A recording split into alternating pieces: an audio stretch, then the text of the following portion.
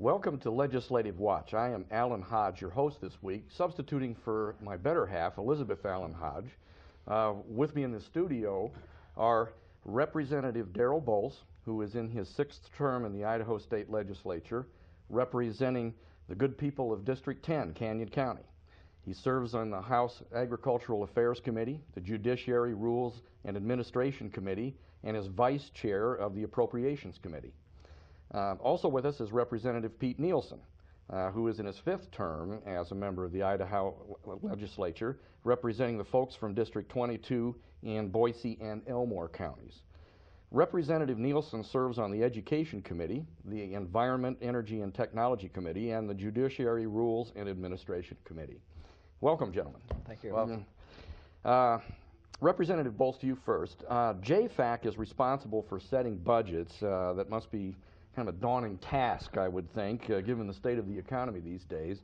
Can you give us kind of a little bit of an overview of what JFAC is, what the acronym stands for, what its role is in this whole process, and then maybe an update on how the general revenue is looking for the state? Okay, I'd be glad to do that, Alan. JFAC is a Joint Finance Appropriations Committee. It is the only joint committee of all the standing committees in the legislature, 10 members each from the House and the Senate. And their basic role is to set the budget. One of the things I think a lot of people don't really understand about JFAC is that we really don't determine how much money there is.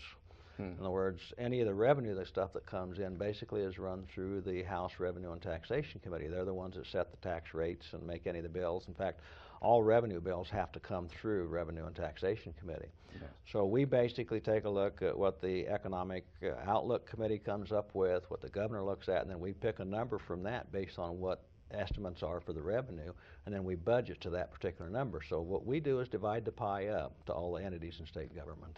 Well, that means you guys are the trolls under the bridge when it comes to all of this stuff. That's right.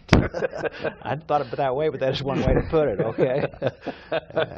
Well, I know that there is, JFAC has been assigned a pretty highly prestigious position, and there are a number of legislators that would like to be on that committee, I'm sure. There are also some that don't want to be there this year, okay?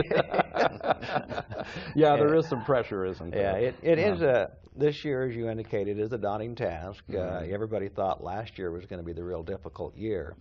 And some of us said, you know, next year is going to be worse. And sure enough, it is, okay? We don't have the one-time money that we had last year. We still had some stimulus money that, you know, helped us out a little bit last year and everything. And the number that everybody was talking prior to the session of the $340 million shortfall basically was the amount of one-time money that was put into the budgets last year. And so it's always interesting when you start thinking about one-time money is, do you replace it or do you not replace it? Yeah. And when we talked about that $340 million shortfall, you know, primarily when we've looked at budgets before, whenever you inject one-time money into a budget, when you start out with what the budget was for that year, then you eliminate, you take out the one-time money because it's not part of the base. Yeah. And so, you know, basically, if you went by what we've always done before, you just eliminate that. You don't have it anymore, okay? Oh, my God. And so it makes budgeting a little difficult because the agencies then don't have that to fall back on, and how do you fill that shortfall? And that's one of the issues we have with public schools, for example. There's quite a bit of one-time money put into that budget that we need to make up, or else they're going to be down shortfall this year. Well, what are your thoughts about on how Idaho, as a state, compares to maybe some of the other states on reckoning with revenue reductions, given the state of the economy that's been happening over the last, say, 3 years or more? Well, I think you have to look at that basically, Alan, from a standpoint of what the philosophical differences are between states. And you take a look at the philosophical difference between, say, Idaho, Oregon, Washington, California, for example. And just look what's happened in the last 2 or 3 years. And I think that you look at Idaho, and most people would say we're a red state, we're a conservative type state. And a lot of that, I think, is because of our agricultural background and more the rural type situation where people understand how they have to live within their means. Yeah.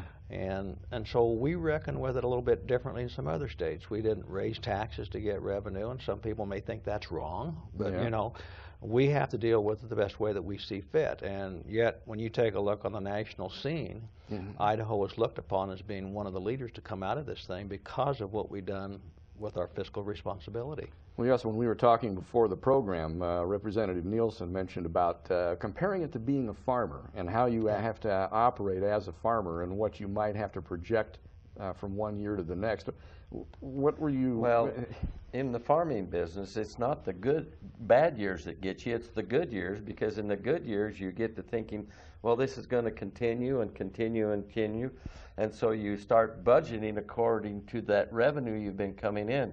Yeah. Then the bad year comes, and bingo, you're in trouble. Yeah. Well, Idaho has been, should we say, a little more careful in the budgeting process in the good years. We saved money and did things like that so that when the bad year came along, it didn't get us so bad. Yeah. But the people need to know this for sure. This is probably the new norm. I mean, the economy is not going to like it did before. Yeah. I don't believe. And fact is, there are signs that says maybe this is not the bottom. We hope it is, but it is certainly going to be the new norm for a while, and the fact that it's not going to race back like it did a couple, 3 other times. Yeah, I guess that's probably true. Yeah. There's some people that might have expressed some optimism about what the economy may be bouncing back or at least climbing back at a gradual pace.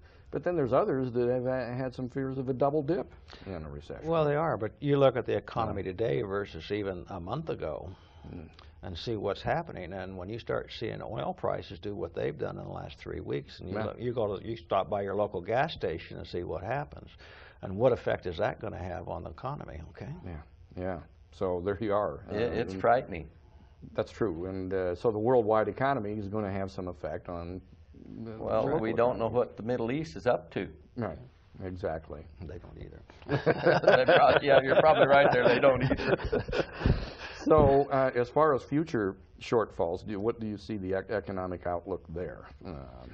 Oh, I don't know. You know, it's hard to say. We try to project, you know, a year or two in advance to see where we are with this type of thing, you know, and I go back even to 9/11 because we had some money in reserves at that point, and we basically emptied the tank. We used them all in 9/11, and then after that, I think wisely so, we started building up our reserves. And if we had not had that $300+ million in reserves, we'd be in a lot worse shape than we are today. Yeah.